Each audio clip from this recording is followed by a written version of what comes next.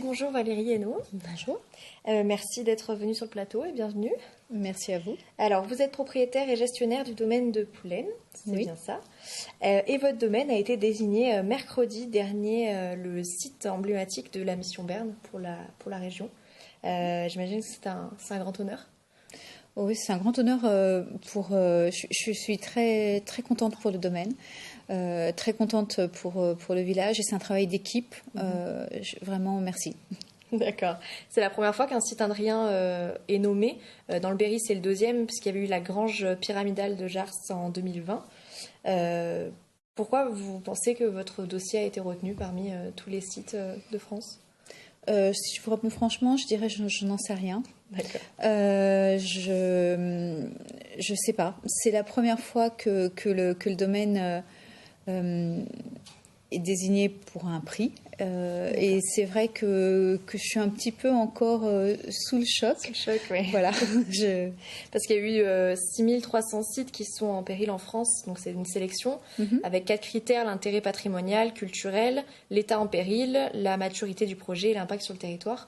Vous, justement, votre domaine, vous aviez un dossier en fait sur l'état en péril notamment.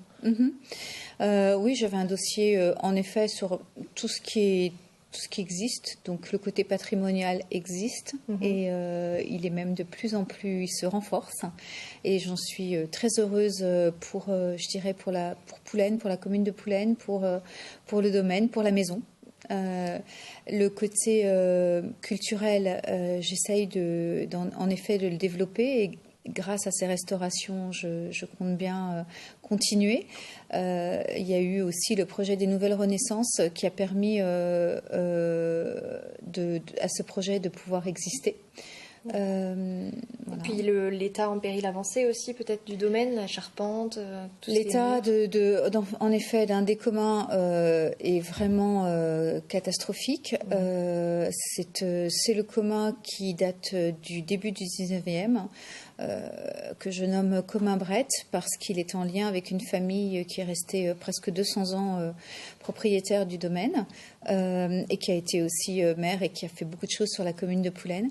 Donc celui-là s'est vraiment dégradé et cet hiver j'avais vraiment peur qu'une grande partie s'effondre. De l'autre côté, il est en train d'arriver exactement la même chose.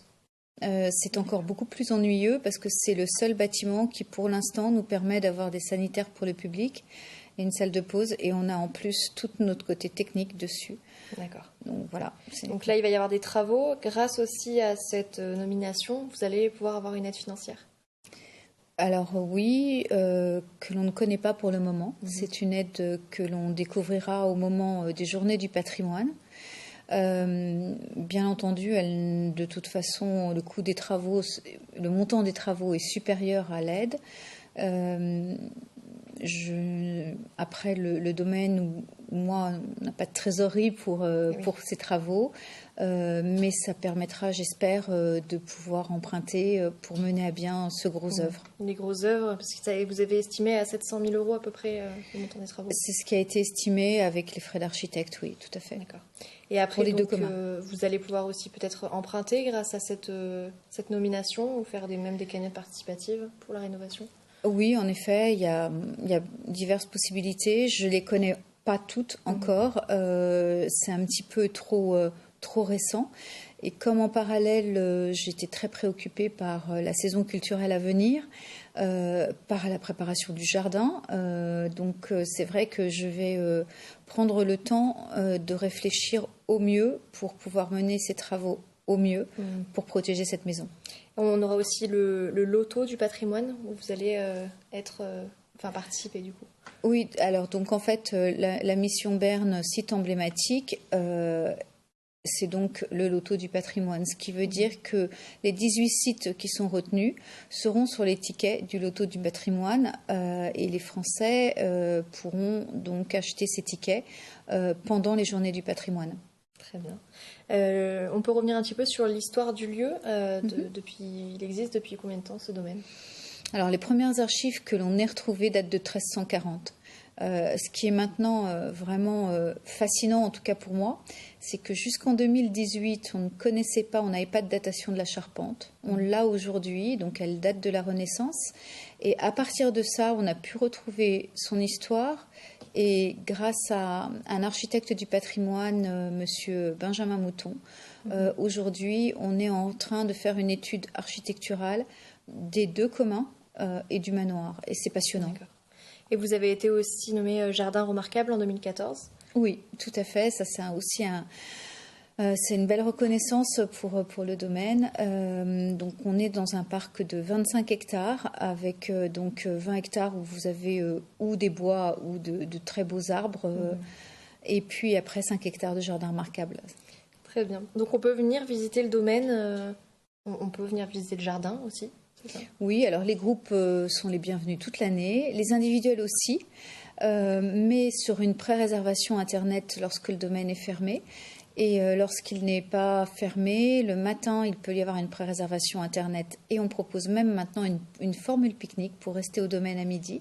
Et sinon, l'après-midi, il est ouvert les jeudis, vendredis, samedi, dimanche et lundi entre 14h et 18h. Très bien. Vous proposez aussi des chambres d'hôtes ? Il y a 2 gîtes et il y a aussi donc une suite chambre d'hôtes à l'intérieur du manoir. Et on peut louer l'ensemble pour une réunion familiale. Ou un mariage. Ou un mariage, oui. Ok. On peut aussi venir célébrer Pâques au château, dimanche ? Alors oui, dimanche, c'est la fête des ânes dans la commune de Poulaine. Et donc, depuis quelques années, nous proposons une chasse aux œufs en même temps que cette fête de l'âne. Et cette année, nous travaillons avec la maison Téléguéi qui nous prépare des chocolats et qui va aussi proposer des sculptures en chocolat. Très bien. On peut déambuler du coup ça va être dans le jardin et puis essayer de trouver avec les enfants les œufs. Alors les œufs, ils vont être un petit peu autour du manoir. On va vraiment parce que il y a quelques années, on les mettait partout et en fait, on en retrouvait jusqu'au mois de septembre. D'accord. Et quelquefois dans la tondeuse. Donc maintenant, on va les laisser vraiment dans une partie. Puis je pense que c'est bien d'ouvrir au public la partie qui est tout autour du manoir. Pas le commun bret parce que c'est trop dangereux. Donc celui-là, il y aura vraiment marqué qu'il ne faut pas y accéder. Mais tout autour, il y aura des œufs qui sont des œufs colorés à échanger contre un personnage et un vrai petit cadeau. Chaque enfant partira avec son cadeau qu'on va préparer avec l'équipe jeudi et vendredi. Très bien.